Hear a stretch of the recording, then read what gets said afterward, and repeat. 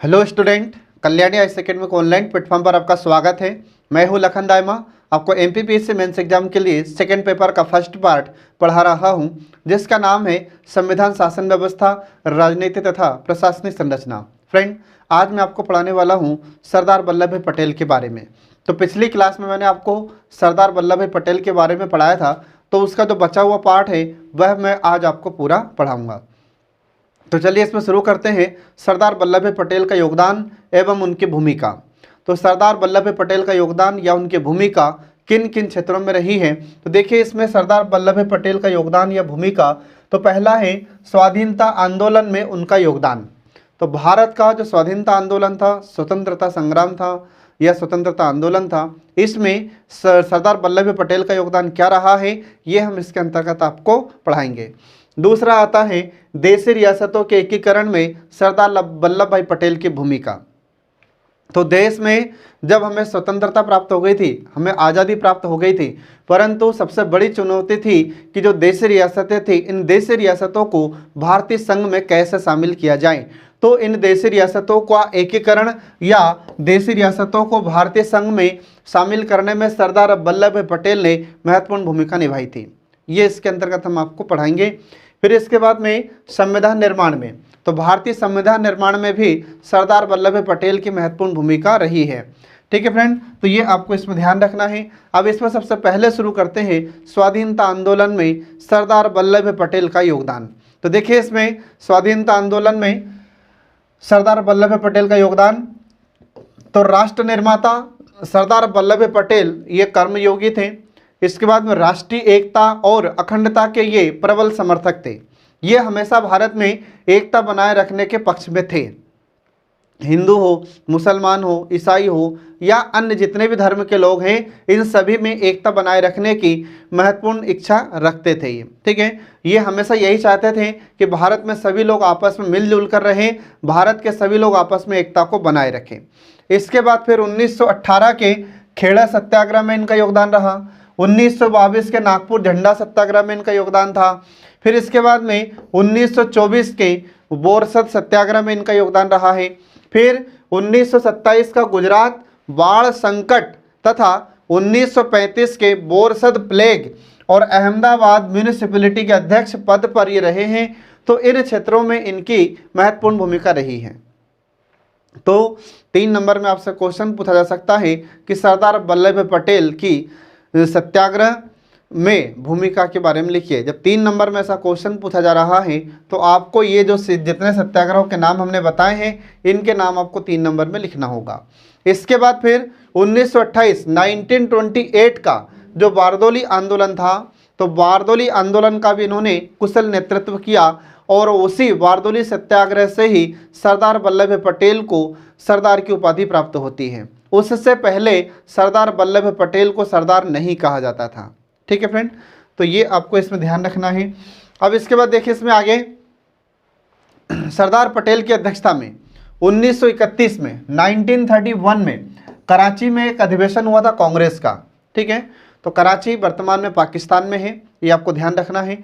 तो कराची में 1931 में कांग्रेस का अधिवेशन होता है, कांग्रेस का सम्मेलन होता है और इस सम्मेलन में मौलिक अधिकारों से संबंधित प्रस्ताव भी पारित किया गया था।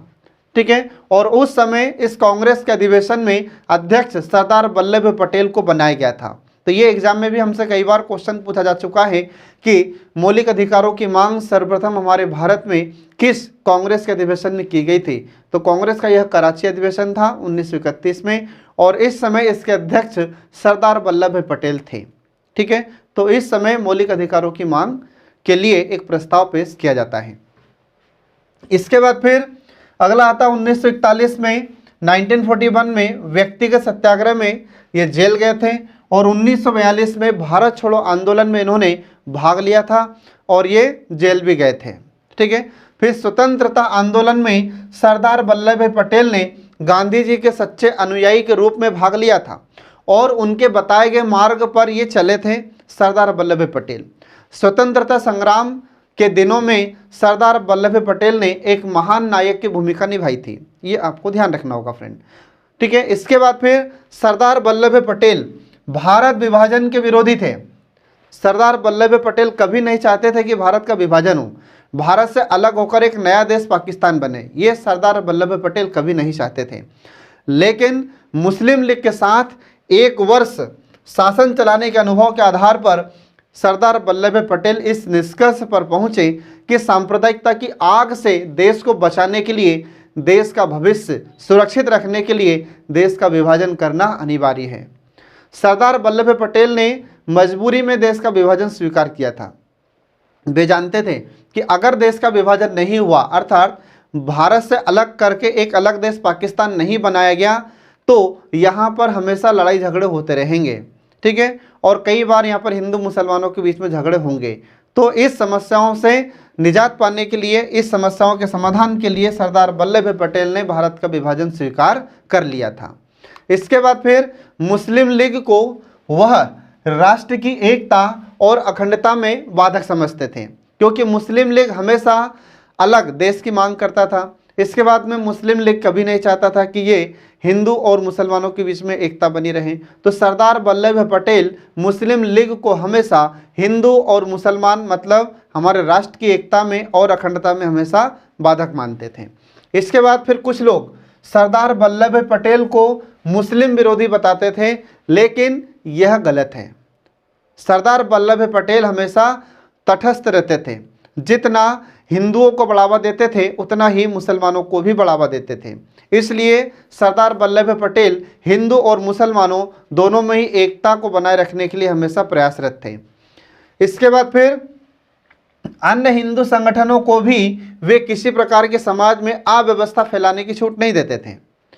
हमारे भारत में भी बहुत सारे हिंदू संगठन थे, लेकिन इन हिंदू संगठनों को भी उन्होंने देश में अव्यवस्था फैलाने के लिए कभी छूट नहीं दी थी। इन पर भी हमेशा कठोर नियंत्रण रखते थे सरदार वल्लभ भाई पटेल।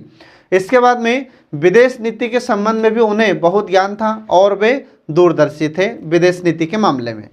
इसके बाद फिर सरदार वल्लभ भाई पटेल राष्ट्रमंडल की सदस्यता प्राप्त करने के समर्थक थे तथा नेहरू को चीन के संभावित खतरों से समय समय पर आगाह कराते रहते थे। समय समय पर पंडित जवाहरलाल नेहरू को चीन के खतरे से सचेत करते रहते थे। इसके बाद फिर 5 जुलाई 1947 को सरदार वल्लभ भाई पटेल देशी रियासतों के मंत्री बने, उप प्रधानमंत्री भी बने, और सरदार वल्लभ भाई पटेल का अविस्मरणीय कार्य देशी रियासतों का भारत में विलय करना, ठीक है। तो सरदार वल्लभ भाई पटेल का जो महत्वपूर्ण योगदान रहा है वह है भारत में देशी रियासतों का भारतीय संघ में विलय करना, इसमें इनकी महत्वपूर्ण भूमिका रही है। इसके बाद हैदराबाद का भारत में विलय, उनका एक बहुत ही बड़ा योगदान रहा है, इनकी बहुत ही महत्वपूर्ण भूमिका रही है, ठीक है। हैदराबाद का जो राजा था, हैदराबाद का जो शासक निजाम था, वह भारतीय संघ में शामिल नहीं हो रहा था, ठीक है फ्रेंड। फिर भी सरदार वल्लभ भाई पटेल ने पुलिस कार्रवाई के दम पर हैदराबाद रियासत को भारतीय संघ में शामिल कर लिया था। इसके बाद फिर आगे देखिए, इसमें अगला जाता है देशी रियासतों के एकीकरण में भूमिका। तो हमारे भारत में बहुत सारी देशी रियासतें थी, तो ये सब मैं आपको आगे बता रहा हूँ कितनी देशी रियासतें थी और किस रियासत को किस आधार पर भारतीय संघ में शामिल किया गया था। तो देखिए इसमें देशी रियासतों के एकीकरण में भूमिका। तो जब भारत आज़ाद हुआ था तो आज़ादी के पश्चात यह सबसे बड़ी समस्या थी हमारे भारत में कि देशी रियासतों को भारतीय संघ में किस प्रकार शामिल किया जाए। तो देशी रियासतों को भारतीय संघ में शामिल करने में महत्वपूर्ण भूमिका सरदार वल्लभ भाई पटेल ने निभाई थी, ठीक है। तो देखिए इसमें भारत के राजनीतिक इतिहास में सरदार वल्लभ भाई पटेल के योगदान को कभी भुलाया नहीं जा सकता। सरदार वल्लभ भाई पटेल एक नए भारत के निर्माता या शिल्पकार या वास्तुकार थे और देश की आज़ादी के संघर्ष में उन्होंने जितना योगदान दिया है उससे ज़्यादा योगदान उन्होंने स्वतंत्र भारत को एक करने में महत्वपूर्ण भूमिका निभाई थी। इसके बाद में हम देखते हैं कि जिस प्रकार से जर्मनी को एक करने में बिस्मार्क ने भूमिका निभाई थी, उसी प्रकार हमारे भारत में सरदार वल्लभ भाई पटेल ने भारत को एक करने में महत्वपूर्ण भूमिका निभाई थी। इसलिए सरदार वल्लभ भाई पटेल को भारत का बिस्मार्क कहा जाता है। इसके बाद फिर सरदार वल्लभ भाई पटेल ने अपनी असाधारण योग्यता का परिचय देते हुए रियासतों की इच्छा और स्वतंत्रता को राष्ट्रीय पक्ष में मोड़ दिया था। उनके इस कार्य के कारण कृतज्ञ राष्ट्र उन्हें लौह पुरुष की संज्ञा से संबोधित करता है। तो लौह पुरुष भी किन्हें कहा जाता है? तो लौह पुरुष भी सरदार वल्लभ भाई पटेल को ही कहा जाता है। तो क्यों कहा जाता है? क्योंकि उन्होंने हमारे हिंदुस्तान में जितनी भी रियासतें थी इनको मिलाने में, इनका भारतीय संघ में विलय करने में महत्वपूर्ण भूमिका निभाई थी। ऐसे बहादुरी का जो कार्य इन्होंने किया है, तो उनकी इसी बहादुरी के कारण उन्हें लौह पुरुष कहा जाता है। ठीक है, इसके बाद फिर आगे देखिए, इसमें अगला आ जाता है कि स्वतंत्र भारत के पहले 3 साल सरदार वल्लभ भाई पटेल देश के उप प्रधानमंत्री रहे, गृह मंत्री बने, फिर सूचना प्रसारण मंत्री रहे तथा इसके साथ राष्ट्रीय अस्थायी सरकार में 27 जून 1947 को सरदार पटेल ने नवगठित रियासत विभाग का अतिरिक्त कार्यभार संभाला और बीपी मेनन को अपना मुख्य सहायक सचिव भी इन्होंने बनाया था। तो आपको याद रखना है कि जब इन्होंने अतिरिक्त कार्यभार संभाला था, कब? तो 27 जून 1947 को। तो उस समय इनके मुख्य सहायक सचिव कौन थे? तो ये आपको याद रखना होगा, बीपी मेनन। इसके बाद फिर हमारे भारत में इस विभाग के द्वारा भारत की जो 562 छोटी बड़ी रियासतें थी, तो इनके एकीकरण में महत्वपूर्ण भूमिका इन्होंने ही निभाई थी और यह जिम्मेदारी सरदार वल्लभ भाई पटेल को सौंपी गई थी कि हिंदुस्तान में जितनी ये रियासतें हैं, इन रियासतों को भारतीय संघ में शामिल करने की जिम्मेदारी आप ही की है और यह जिम्मेदारी सरदार पटेल को मिलती है। कई रियासतों से सरदार वल्लभ भाई पटेल ने अपील की भारतीय संघ में शामिल होने के लिए, तो लगभग रियासतें तो सरदार वल्लभ भाई पटेल की अपील पर भारतीय संघ में शामिल हो चुकी थी, लेकिन कुछ रियासतें ऐसी रहती हैं जो भारतीय संघ में शामिल नहीं होती हैं। इसके बाद में फिर ये जो रियासतों को भारतीय संघ में शामिल किया जा रहा था, तो इनको किन विषयों के आधार पर शामिल किया जाता था? तो 3 विषय। तो 3 विषय कौन कौन से थे? विदेशी संबंध, सेना और संचार रहित तो भारतीय संघ में सम्मिलित होने के लिए प्रवेश पत्र पर हस्ताक्षर कर दें। और सरदार पटेल ने दबे तौर पर रियासतों को यह धमकी भी दी थी कि वे रियासत की बेकाबू हो रही जनता को नियंत्रित करने में समर्थ नहीं हो पाएंगे। जो भी रियासत के राजा होते थे, उन राजा को सरदार वल्लभ भाई पटेल यह हिदायत देते थे कि आप आपकी रियासत की जनता को नियंत्रित नहीं कर पाएंगे, क्योंकि आपके यहाँ पर जो जनता अनियंत्रित हो रही है, इसको आप नियंत्रित नहीं कर पाएंगे। ठीक है, तो ऐसी बात भी सरदार वल्लभ भाई पटेल इन रियासतों को बोलते थे। इसके बाद फिर 15 अगस्त के बाद सरकार की शर्तें और कड़ी हो जाएगी, ये भी सरदार वल्लभ भाई पटेल ने कहा था। और इस प्रकार पटेल ने देशी रियासतों को बहुत समझाया कि उन्हें स्वायत्तता देना संभव नहीं होगा। सरदार पटेल के इस दृढ़ निश्चय और कूटनीति के परिणाम स्वरूप 15 अगस्त 1947 ईस्वी तक प्रायः सभी भारतीय रियासतें या सभी भारतीय राज्यों ने भारत में शामिल होने के लिए हस्ताक्षर कर दिए थे और स्वीकार भी कर लिया था उन सभी ने। इसके बाद फिर भारत में कुछ ऐसी रियासतें थीं जैसे भोपाल, मणिपुर, जूनागढ़, जम्मू कश्मीर और हैदराबाद। ये ऐसी रियासतें थी जिन्होंने हस्ताक्षर नहीं किए थे। हालांकि फिर बाद में इन रियासतों ने, जैसे भोपाल है, मणिपुर है, इन रियासतों के शासकों ने हस्ताक्षर कर दिए थे भारतीय संघ में शामिल होने के लिए। इसके बाद फिर जो 3 रियासतें थीं, तो 3 रियासतों के शासक फिर भी भारतीय संघ में मिलने के लिए तैयार नहीं हुए थे। इसमें जम्मू कश्मीर, हैदराबाद और जूनागढ़, ये 3 रियासतें थीं जो भारतीय संघ में शामिल नहीं होना चाहती थीं। ठीक है, तो ये स्वतंत्र रहने चाहती थी रियासतें। तो 15 अगस्त 1947 तक हैदराबाद, जम्मू कश्मीर, जूनागढ़, मणिपुर व भोपाल को छोड़कर शेष सभी रियासतों ने भारतीय संघ में शामिल होने के लिए हस्ताक्षर कर दिया था और शामिल हो भी चुकी थी रियासतें, जो भारतीय इतिहास में एक बहुत बड़ी उपलब्धि भी थी। जूनागढ़ का नवाब जो महाबत खां रहता है, तो यह भारतीय संघ में शामिल नहीं होना चाहता था। ठीक है, यह पाकिस्तान में शामिल होने के लिए कह रहा था। फिर इसके बाद में जूनागढ़ की जो जनता होती है, तो जनता भारतीय संघ में शामिल होने के लिए कह रही थी। तो फिर यहाँ पर सरदार वल्लभ भाई पटेल ने जूनागढ़ के शासक महाबत खां को समझाया था कि आप भारतीय संघ में शामिल हो जाइए। लेकिन जब यह शामिल नहीं हो रहा था, तो फिर यहाँ पर जनमत संग्रह करवाया जाता है और जनमत संग्रह के आधार पर जूनागढ़ रियासत को भारतीय संघ में शामिल कर लिया जाता है, क्योंकि यहाँ की जनता ने भारत के पक्ष में वोट दिया था। और जनमत संग्रह होता क्या है? तो तो इसमें जनता की राह जानी जाती है कि जनता क्या चाहती है। इसमें वोटिंग होती है, जनता वोट देती है। तो जूनागढ़ रियासत को जनमत संग्रह के आधार पर भारतीय संघ में शामिल कर लिया जाता है। इसके बाद फिर अगली रियासत आती है हैदराबाद रियासत, ठीक है। और जो हैदराबाद का शासक रहता है निजाम, तो यह भी शुरू में कह रहा था कि हम भारतीय संघ में शामिल नहीं होंगे, ठीक है।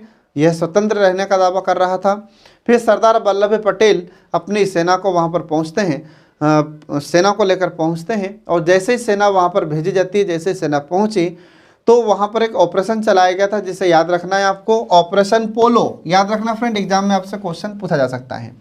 तो जैसे ऑपरेशन पोलो वहाँ पर स्टार्ट होता है तो हैदराबाद का शासक निजाम भारतीय संघ में शामिल होने के लिए तैयार हो जाता है और उसने अपना आत्मसमर्पण भी कर दिया, ठीक है। इसके बाद फिर इसी प्रकार कश्मीर की समस्या भारत तथा पाकिस्तान के मध्य सबसे जटिल समस्या रही है। तो जम्मू कश्मीर के भी राजा हरि सिंह, ठीक है।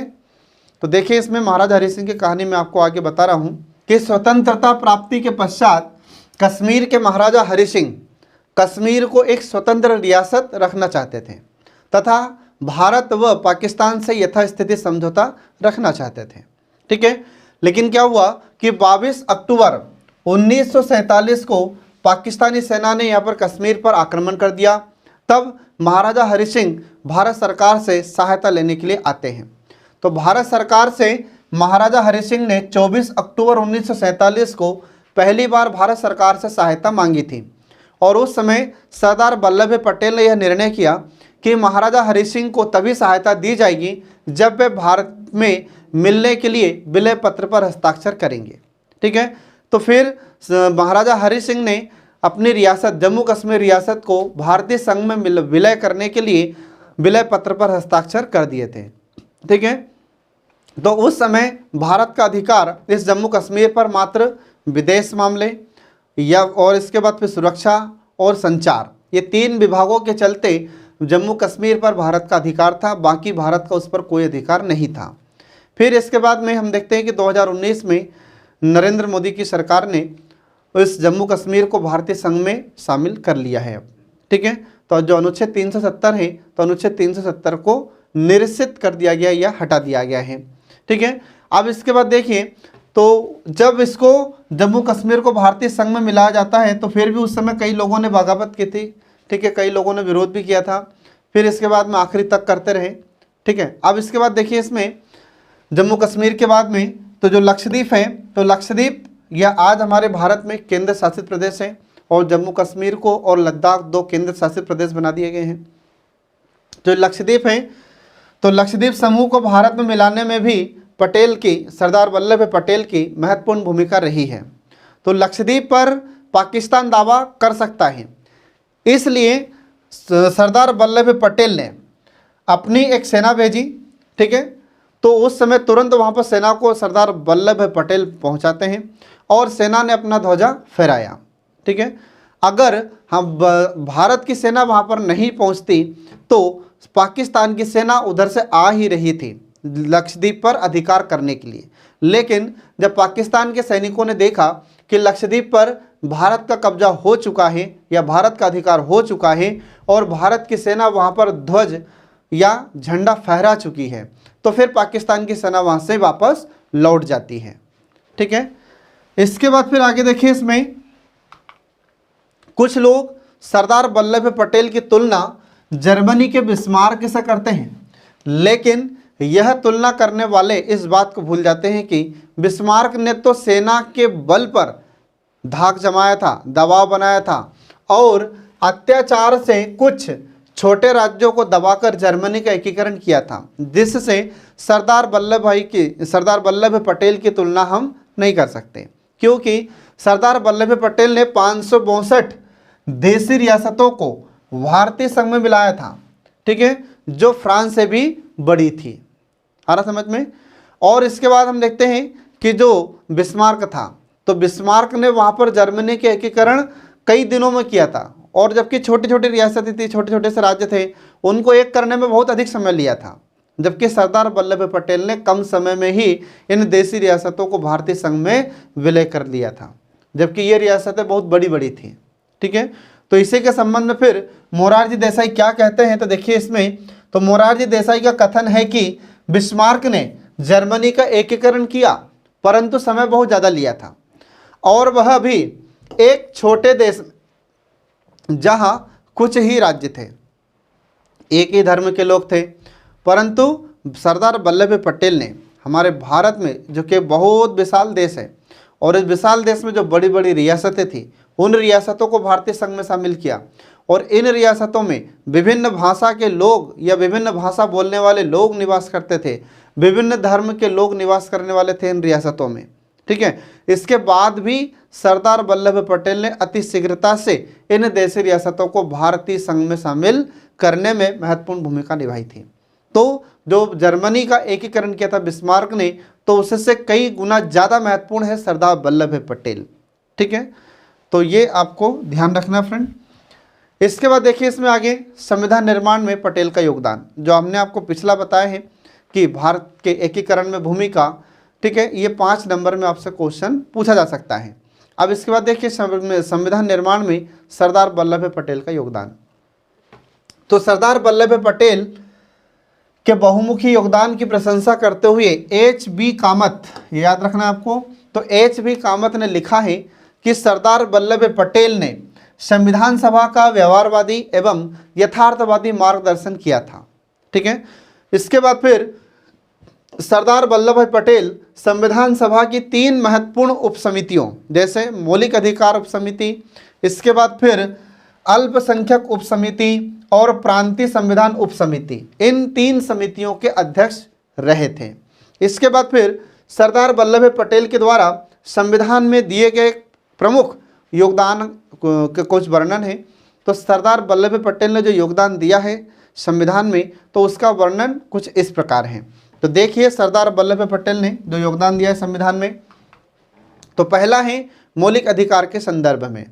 तो मौलिक अधिकार के संदर्भ में सरदार वल्लभ भाई पटेल का योगदान रहा है। तो देखिए इसमें पहला पॉइंट आता है कि सरदार वल्लभ भाई पटेल की अध्यक्षता मौलिक अधिकारों से संबंधित उप समिति का गठन कैबिनेट मिशन के प्रस्ताव के अनुच्छेद 20 के तहत किया गया था और इस समिति के सदस्य के रूप में विभिन्न विचारधाराओं वाले व्यक्तियों को भी शामिल इसमें किया गया था और समिति ने मूल अधिकारों से संबंधित अपने कार्यों को संपन्न करने के उपरांत 29 अप्रैल 1947 को अपनी अंतरिम रिपोर्ट पेश की थी, जिसमें न्यायोचित मूलभूत अधिकारों का या न्यायोचित मौलिक अधिकारों का विवरण पेश किया था या वर्णन प्रस्तुत किया था।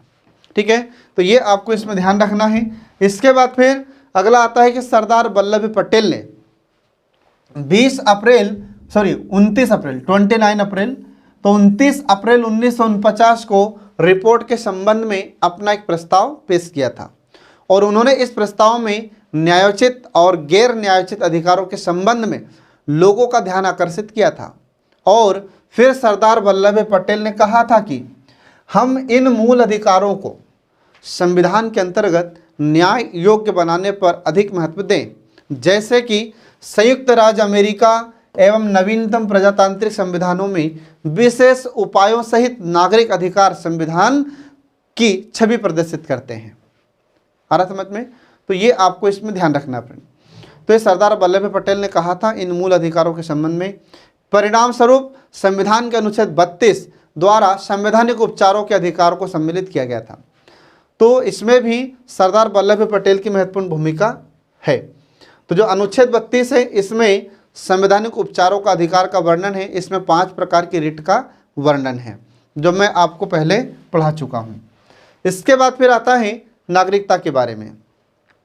तो नागरिकता के संबंध में सरदार वल्लभ भाई पटेल का योगदान क्या है, तो देखिए इसमें तो नागरिकता वाले अनुच्छेद पर विचार करते समय केंद्रीय मुद्दा यह बन गया था कि क्या कोई भी व्यक्ति भारत में मात्र जन्म के लेने के कारण भारतीय नागरिक कहलाएगा और उसके माता पिता विदेशी हो। ठीक है, तो इस पर हस्तक्षेप करते हुए सरदार वल्लभ भाई पटेल ने कहा कि हमारे यहाँ हमेशा विदेशी आते रहते हैं, जन्म लेने के संयोग के कारण विदेशी यहाँ आता है और बस जाता है। तो संवैधानिक नियमों के अनुसार या संवैधानिक नियमों के द्वारा दोहरी नागरिकता को हम नियंत्रित कर सकते हैं। ये सरदार वल्लभ भाई पटेल ने कहा था। और सरदार के प्रस्ताव को ज्यों का त्यों स्वीकार कर लिया गया और नागरिकता के प्रावधान या नागरिकता को भारतीय संविधान में शामिल कर लिया जाता है। और इन्हीं के द्वारा बताए गए जो इन्होंने बताए हैं यहाँ पर, ठीक है, जो विचार दिए हैं नागरिकता के संबंध में, तो इन विचारों को भारतीय संविधान में एज इट इज शामिल कर लिया जाता है नागरिकता के संबंध में। इसके बाद फिर अगला आ जाता अस्पृश्यता। अस्पृश्यता का अर्थ क्या होता है? तो स्पृश्य मतलब जिसे छुआ जा सके और अस्पृश्य मतलब जिसे छुआ न जा सके। और अस्पृश्यता मतलब ऐसे लोगों के एक मानसिकता है कि इसको छूने से हमारा धर्म भ्रष्ट हो जाएगा, ठीक है, या हम अशुद्ध हो जाएंगे। ये जो मानसिकता है इसको ही अस्पृश्यता कहा जाता है। तो देखिए इसमें इसके संबंध में भी सरदार वल्लभ भाई पटेल के विचार क्या थे? तो जाति, धर्म, क्षेत्र, लिंग, रंग आदि भारतीय समाज की बुराइयों को दूर करने के लिए सरदार वल्लभ भाई पटेल ने कहा था, ठीक है, कि इन आधारों पर किसी भी प्रकार का वर्गीकरण नहीं किया जा सकता। और संविधान के अनुच्छेद 17 में अस्पृश्यता को समाप्त कर दिया गया है। तो उस समय सरदार वल्लभ भाई पटेल ने कहा था कि हमको अस्पृश्यता का उन्मूलन करना होगा। यह एक ऐसी समस्या है जो हमारे भारत में लोगों को आपस में एक होकर रहने से रोकती है। तो ऐसे समस्या को हमें समाप्त करना चाहिए, क्योंकि ब्राह्मण, शूद्र, या फिर हम देखते हैं जो ब्राह्मण जाति के लोग होते थे, ये शूद्र जाति के लोगों से मिलना पसंद नहीं करते थे, साथ में बैठना पसंद नहीं करते थे, खाना खाना, इसके बाद फिर उनसे बातचीत करना तक पसंद नहीं करते थे। तो ऐसे समस्या का समाधान आवश्यक है, इसलिए अस्पृश्यता का उन्मूलन कर दिया गया है और इसका प्रावधान भारतीय संविधान का अनुच्छेद 17 में किया गया है। इसके बाद मूल अधिकार समिति ने इसे बहुत महत्वपूर्ण माना और तय किया कि मूलभूत अधिकार वाले अध्याय में ही अस्पृश्यता उन्मूलन को रखा जाए और इस संबंध में वे किसी प्रकार की प्रवृत्ति को कानूनी अपराध माना जाएगा और हर तरह की अस्पृश्यता प्रतिबंधित कर दी जाएगी। और इस संबंध में उनके विचार या अपने विचार व्यक्त करते हुए सरदार वल्लभ भाई पटेल ने कहा था कि यदि अस्पृश्यता निवारण मुख्य मुद्दा है और अस्पृश्यता का प्रचलन कानूनी अपराध है, तो स्वतंत्र भारत में मानवीय अस्पृश्यता के कलंक को दूर करने के लिए यह विधान हर तरह से उचित है, ठीक है। और इस अधिनियम को भी या इस प्रावधान को भी ज्यों का त्यों स्वीकार कर लिया गया और भारतीय संविधान में शामिल कर दिया गया, ठीक है।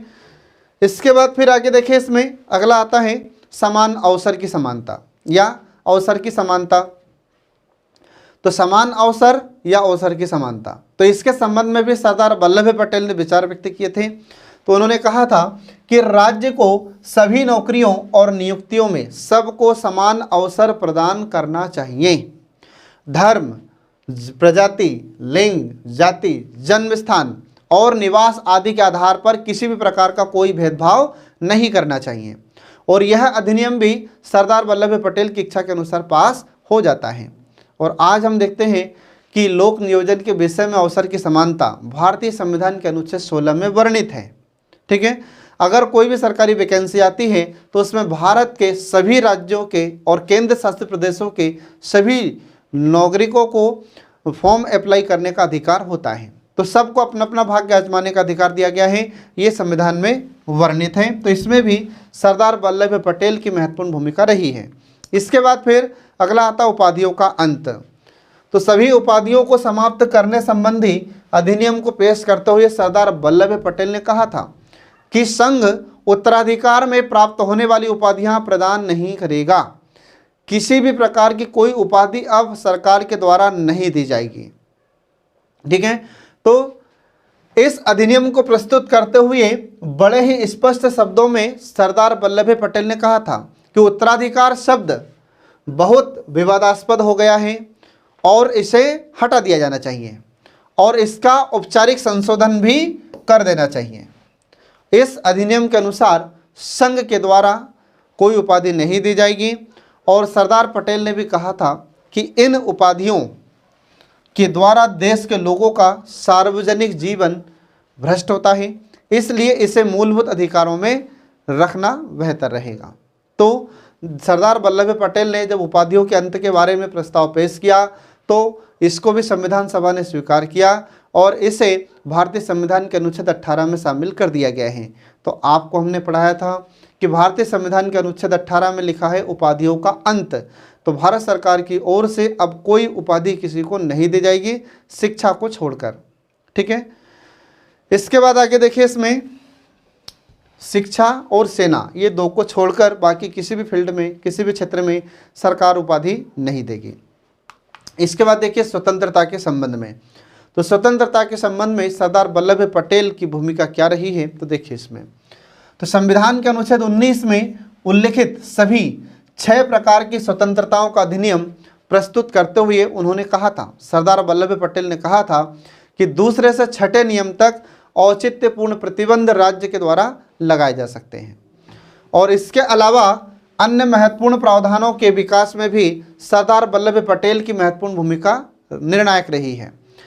विशेषकर शक्तिशाली केंद्र की स्थापना, संविधान की संकटकालीन व्यवस्था, इसके बाद फिर स्वतंत्र निर्वाचन आयोग का गठन, देशी राज्यों के विलय तथा एकीकरण और सरकारी सेवाओं से संबद्ध धाराएं और जम्मू कश्मीर राज्य से संबंधित विशेष अनुच्छेद 370 के प्रावधान तथा भाषा नीति, ये सभी महत्वपूर्ण प्रस्ताव सरदार वल्लभ भाई पटेल ने पेश किए थे संविधान सभा में और इनके इस प्रस्ताव को स्वीकार कर लिया गया और भारतीय संविधान में शामिल कर दिया जाता है।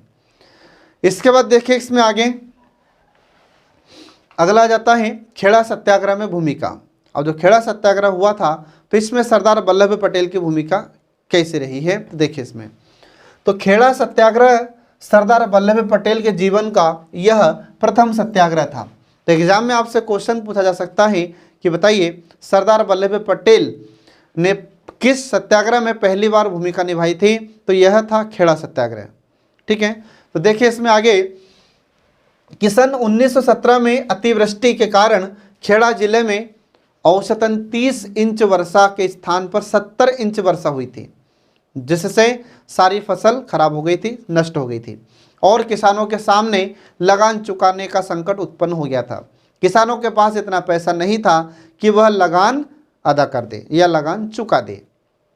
लगान के संबंध में यह कानून था कि हर वर्ष फसल का अनुमान लगाया जाए और यदि फसल 6 आने से कम होती है तो आधा लगान स्थगित कर दिया जाएगा और यदि फसल 4 आने से कम है तो सारा लगान स्थगित कर दिया जाएगा तथा साथ ही अगर उसमें अगले वर्ष भी फसल ना हो तो पिछले साल का स्थगित लगान माफ़ कर दिया जाए। आ रहा समझ में, ये सब ऐसे कानून थे। फिर इसके बाद में क्या हुआ, तो इसके बाद देखिए आगे कि 17 नवंबर 1917 को श्री पांड्या जी ने गांव के किसानों की एक तरफ से प्रार्थना पत्र के माध्यम से सरकार से मांग की पूरे साल से अतिवृष्टि के कारण 4 आने से भी कम फसल पैदा हुई थी, इसलिए लगान स्थगित कर दिया जाए। ये पांड्या जी ने गांव के किसानों की तरफ से प्रार्थना पत्र सरकार को भेजा था और यह मांग इन्होंने रखी थी, परंतु क्या हुआ, तो सरकार की ओर से कोई संतोषजनक उत्तर नहीं मिला। खेड़ा के किसानों को उनकी कष्टकारी जीवन से मुक्ति दिलाने के लिए सत्याग्रह का मार्ग चुना जाता है। इसके बाद फिर महात्मा गांधी के प्रथम सहायक के रूप में सरदार वल्लभ भाई पटेल ने मार्च 1918 से सत्याग्रह का जोर तोड़ से समर्थन किया, जोरों से इसका समर्थन किया और इसका प्रचार प्रसार उन्होंने शुरू कर दिया और गांधी जी की अनुपस्थिति में सरदार वल्लभ भाई पटेल ही इस सत्याग्रह का नेतृत्व करते रहे थे। आ रहा समझ में। इसके बाद फिर गांधी जी इस आंदोलन के संचालक थे, पर सरदार पटेल ने गांव-गांव जाकर किसानों को हिम्मत बंधाई थी, ये आपको ध्यान रखना होगा। इसके बाद फिर आगे आता है कि सरदार पटेल की प्रेरणा से स्त्रियों ने भी पुरुषों ने भी साथ में बराबर भागीदारी निभाई थी। इस सत्याग्रह में सभी ने बराबर भाग लिया, स्त्रियों ने भी और पुरुषों ने भी। इसको देखकर अंग्रेज सरकार आश्चर्यचकित हो गई थी कि क्या हो रहा है। फिर इसके बाद में सरदार वल्लभ भाई पटेल ने किसानों से कहा कि यदि कानून गलत हो या उस पर या उसका सही अमल न हो या ढंग से सरकार उस पर अमल नहीं कर पा रही है तो कानून का उचित ढंग से पालन कराने के लिए प्रजा को कानून के विरुद्ध जाकर भी सत्याग्रह करना पड़ता है। यह प्रजा का अधिकार है। अगर कोई कानून गलत है तो जनता को या प्रजा को उसका विरोध करना चाहिए। अगर सरकार कानून का पालन ढंग से नहीं कर रही है तो उसमें भी जनता को सरकार का विरोध करना चाहिए और यह अधिकार जनता के पास होता है। ये सरदार वल्लभ भाई पटेल ने जनता को समझाया था। किसानों ने सरदार पटेल की बातों को मानकर सरकारी क्रूरता तथा दुखों को सहन किया किंतु लगान अदा नहीं किया था। फिर इसके बाद में आगे देखिए इसमें, तो इस प्रकार आंदोलन अहिंसक मार्ग से किसानों को कष्ट सहन करने की प्रेरणा देते हुए सरदार वल्लभ भाई पटेल के व्यवहारिक नेतृत्व में सफलता की ओर बढ़ चला था। सरदार वल्लभ भाई पटेल ने कहा था कि हमें आंदोलन करना है परंतु हिंसा को बढ़ावा नहीं देना है, हमें अहिंसा का मार्ग अपनाना है। तो अहिंसा का मार्ग इन्होंने अपनाया सरदार वल्लभ भाई पटेल ने और धीरे धीरे सरदार वल्लभ भाई पटेल के नेतृत्व में यह आंदोलन सफलता के मार्ग पर चल पड़ा था। इसके बाद फिर उसी बीच 3 जून 1918 को गांधी जी जैसे ही नाडियाद पहुंचे, ये आपको ध्यान रखना गुजरात में आता है, तो नाडियाद पहुंचे और सरकार की तरफ से यह कहा गया कि यदि अच्छी स्थिति वाले लोग मतलब किसान लगान चुका देते हैं तो गरीब लोगों का लगान स्थगित कर दिया जाएगा। ये सरकार की तरफ से लोगों को संदेश दिया जाता है। ठीक है, फिर इसके बाद में गांधी जी ने कहा कि ऐसा आदेश सारे जिले में लागू कर दिया जाए और अन्य प्रकार के जो दंड हैं, तो अन्य प्रकार के दंड जो किसानों को कुर्की के दौरान दिए गए थे उन्हें रद्द कर दिया जाए। सरकार ने गांधी जी की इस बात को मानकर आदेश जारी कर दिया और इस प्रकार सत्याग्रह को समाप्त कर दिया गया और इस सत्याग्रह में जो भी सफलता मिली है उसका श्रेय गांधी जी ने सरदार पटेल को दिया था। ठीक है फ्रेंड, तो ये आपको ध्यान रखना है। एग्जाम में कई बार क्वेश्चन पूछा जा सकता है, 30 से 3 नंबर में भी क्वेश्चन पूछा जा सकता है और 5 नंबर में भी इससे क्वेश्चन पूछा जा सकता है। जैसा क्वेश्चन पूछा जाए वैसा आपको आंसर लिखना होगा।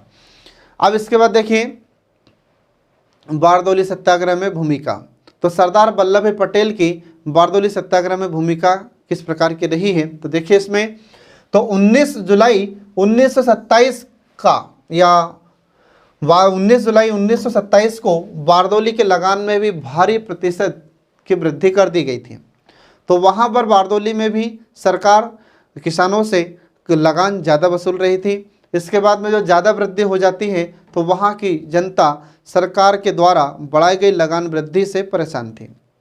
तो जैसे लगान में वृद्धि की जाती जनता लगान को नहीं चुका पा रही थी, तो लगान में की गई इस भारी वृद्धि के विरुद्ध जनता ने सरकार से शिकायत भी की थी, परंतु सरकार ने उस पर कोई ध्यान नहीं दिया और सरकार की नीतियों से लोग तंग आ चुके थे। अतः उन्होंने लगान वृद्धि के विरोध के लिए एक बार फिर सरदार वल्लभ भाई पटेल से सहयोग की मांग की थी। ठीक है, और सरदार वल्लभ भाई पटेल स्वयं बारदौली गए और वहाँ उन्होंने एक सार्वजनिक सभा में जनता से सीधा प्रश्न किया। ठीक है, तो जनता से सीधा प्रश्न किया किसने? सरदार वल्लभ भाई पटेल ने। क्या किया? तो सरदार वल्लभ भाई पटेल ने कहा कि वे प्रतिरोध के लिए कहाँ तक तैयार हैं। उन्होंने इस सभा में सत्याग्रह की सफलता का आश्वासन न देकर किसानों के चरित्र, उनकी निष्ठा और लगन को चुनौती देते हुए उन्होंने स्पष्ट कहा। क्या स्पष्ट कहा?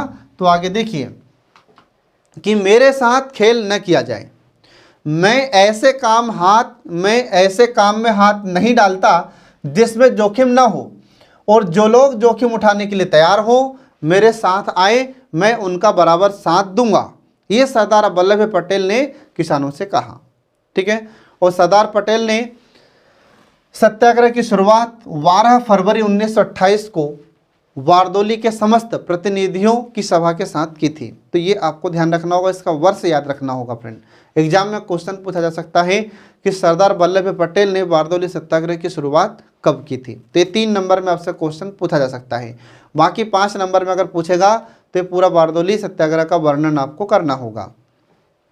इसके बाद फिर सभा को संबोधित करते हुए सरदार वल्लभ भाई पटेल ने प्रतिनिधियों को लगान न देने की सलाह दी। तो सरदार वल्लभ भाई पटेल ने कहा है कि अब किसी भी किसान को अब लगान नहीं चुकाना है। ठीक है, अब इसके बाद देखिए फिर 18 जुलाई 1928 की बात है। तो 18 जुलाई 1928 ईस्वी को सूरत में गवर्नर जनरल तथा उनके सलाहकारों और सरदार वल्लभ भाई पटेल व उनके सहयोगियों के बीच वार्ता हुई और सरकार की ओर से यह शर्त रखी गई थी कि पुराना लगान जमा कर दिया जाए और बढ़ा हुआ लगान तीसरे पक्ष द्वारा सरकारी खजाने में जमा करवा दिया जाए और वर्तमान आंदोलन बंद कर दिया जाए तो सरकार जांच समिति नियुक्त करने का आश्वासन देगी। ये सरकार की ओर से कहा जाता है। तो उसी समय सरदार वल्लभ भाई पटेल ने शर्त रखी। तो सरदार वल्लभ भाई पटेल ने शर्त क्या रखी? तो इन्होंने कहा कि जिन लोगों को बंदी बनाया गया है उन्हें बिना शर्त के छोड़ा जाए। ठीक है, जिन लोगों को आपने बंदी बनाया है, गिरफ्तार किया है, उसको बिना शर्त के छोड़ना होगा और जिन लोगों की मवेशी बेची गई है उन्हें मुआवजा दिया जाए और जिन लोगों की ज़मीन कुर्क की गई है उन्हें उनके मालिकों को वापस लौटा दी जाए और जिन लोगों को नौकरी से निकाला गया है उन्हें नौकरी पर वापस रखा जाए तथा सरकार लगान वृद्धि के संबंध में एक निष्पक्ष जांच समिति नियुक्त करे। लेकिन यह वार्ता असफल रही। ठीक है, तो एक तरफ अंग्रेज सरकार ये प्रस्ताव रख रही थी और दूसरी तरफ सरदार वल्लभ भाई पटेल की तरफ से ये शर्त रखी गई थी। ठीक है, अब इसके बाद फिर क्या हुआ तो देखिए इसमें आगे। तो अंत में सरकार ने सरदार वल्लभ भाई पटेल की शर्त को मान लिया और सरकार तथा सरदार वल्लभ भाई पटेल के बीच में समझौता हो गया और यह आंदोलन समाप्त हो जाता है। ठीक है, और राष्ट्रीय आंदोलन के इतिहास में बारदौली सत्याग्रह का विशेष स्थान है जिसके कुशल संचालन एवं सफलता के लिए सरदार वल्लभ भाई पटेल महत्वपूर्ण भूमिका निभाए थे। ठीक है, और इस आंदोलन में या इस सत्याग्रह में जब सरदार वल्लभ भाई पटेल को सफलता मिली तो उसी समय से इन्हें सरदार की उपाधि दी गई थी। पहले इन्हें से वल्लभ भाई पटेल कहा जाता था और इस बारदौली सत्याग्रह में जब इन्होंने महत्वपूर्ण भूमिका निभाई थी तो इनकी बहादुरी को देखते हुए इन्हें सरदार की उपाधि से विभूषित किया गया था। ठीक है, तो ये आपको ध्यान रखना होगा फ्रेंड। इसके बाद फिर बारदौली के किसान आंदोलन के उपरांत पटेल एक राष्ट्रीय नेता के रूप में उभर कर सामने आ जाते हैं और पट्टाभी सीतारामैया ने इनकी तुलना की। ठीक है, तो पट्टाभी सीतारामैया जो मध्य प्रदेश के प्रथम राज्यपाल रहे हैं तो उन्होंने इनकी तुलना किससे की है? तो देखिए उन्होंने इनकी तुलना इजराइलियों, ठीक है, इजराइलियों का मिस्र से, केनान का बहिर्गमन से तथा तारतारी का जार की निरंकुशता के विरुद्ध विद्रोह से इन्होंने किया है। ठीक है, तो ये इस प्रकार से पट्टाभी सीतारामैया ने सरदार वल्लभ भाई पटेल की तुलना इनसे की है। तो ये आपको ध्यान रखना होगा फ्रेंड। अब इसके बाद देखिए इसमें आगे हिंदी को राजभाषा बनाने में सरदार वल्लभ भाई पटेल का योगदान। तो राष्ट्रीय एकता एवं अखंडता के निर्माण के लिए हिंदी को राष्ट्रीय भाषा बनाने तथा इसे संविधान में सम्मिलित करने का प्रथम प्रयास सरदार वल्लभ भाई पटेल ने किया था, क्योंकि उस समय भारत की राष्ट्रीय एकता में बड़ी समस्या राष्ट्रभाषा की थी, जबकि हिंदी को राष्ट्रभाषा बनाने के लिए सर्वप्रथम चर्चा राष्ट्रीय मुक्ति आंदोलन के दौरान महात्मा गांधी ने किया था। ये आपको ध्यान रखना होगा। इसके बाद देश की एकता एवं अखंडता के लिए हिंदी को राष्ट्रभाषा बनाने के लिए सरदार वल्लभ भाई पटेल ने संविधान सभा में अपना प्रस्ताव पेश किया और अपना मजबूत पक्ष रखा तथा उन्होंने देशवासियों को यह स्पष्ट संदेश दिया कि हिंदी भारत की राष्ट्रभाषा अथवा राजभाषा होगी और होनी चाहिए, क्योंकि हिंदी एक ऐसी भाषा है जो हमारे भारत में सभी लोगों को आपस में जोड़ सकती है। ठीक है, और हिंदी एक ऐसी भाषा है जो भारत का हर व्यक्ति बोल सकता है तथा समझ सकता है। इसके बाद सरदार वल्लभ भाई पटेल का यह संदेश था कि देश की एकता एवं अखंडता के लिए, यह महत्वपूर्ण संदेश था देश की एकता और अखंडता के लिए। तो क्या संदेश था? तो उन्होंने कहा था कि हमारे भारत में उत्तर से लेकर दक्षिण और पूर्व से लेकर पश्चिम तक हिंदी देशवासियों के द्वारा आसानी से बोली जा सकती है और यह एकता स्थापित करने में महत्वपूर्ण भूमिका निभा सकती है, और यही कल्पना सरदार वल्लभ भाई पटेल ने उस समय की थी। इसके बाद फिर अंत में 14 सितंबर 1949 को 14 सितंबर 1949 को भारतीय संविधान में हिंदी को संवैधानिक रूप से शामिल कर लिया जाता है और इसे राजभाषा का दर्जा दे दिया गया था। और इसे भारतीय संविधान में किस भाग में शामिल किया गया था? तो भारतीय संविधान के भाग 17 में अनुच्छेद 343 से लेकर 351 तक का वर्णन इसमें किया गया था। तो एग्जाम में पूछा भी जाता है, 3 नंबर में आपसे क्वेश्चन पूछा जा सकता है कि हिंदी को राजभाषा का दर्जा संविधान में कहाँ पर दिया गया है। तो संविधान के भाग 17 में अनुच्छेद 343 से लेकर 351 तक इसका वर्णन किया गया है। इसके बाद उसी के उपलक्ष्य में प्रतिवर्ष 14 सितंबर को हिंदी दिवस के रूप में मनाया जाता है। ये आपको ध्यान रखना है। तो एग्जाम में आपसे क्वेश्चन पूछा जा सकता है कि हिंदी दिवस कब मनाया जाता है और क्यों मनाया जाता है। यह 3 नंबर में आपसे पूछा जा सकता है। तो 14 सितंबर 1949 को हिंदी को राजभाषा का दर्जा देते हुए संविधान में शामिल किया गया था। और भारतीय संविधान के भाग 17 के अनुच्छेद 343 से लेकर 351 तक इसका वर्णन किया गया था। इसलिए हर 14 सितंबर को हिंदी दिवस के रूप में मनाया जाता है। ठीक है फ्रेंड, और यह सरदार की दूरदर्शिता, कर्तव्यनिष्ठता एवं परिश्रम के द्वारा ही संभव हो पाया था। ठीक है फ्रेंड, तो ये आपको ध्यान रखना है। तो इस प्रकार यह टॉपिक यहाँ पर समाप्त हो जाता है। इसमें 3 नंबर, 5 नंबर और 11 नंबर के क्वेश्चन पूछे जा सकते हैं। तो जैसा आपसे क्वेश्चन पूछा जाए वैसा आपको आंसर लिखना होगा। ठीक है फ्रेंड, तो आज के सेशन में हमारा आज का यह लेक्चर समाप्त होता है। अगला वीडियो जल्दी ही लेकर प्रस्तुत होंगे। तब तक के लिए नमस्कार।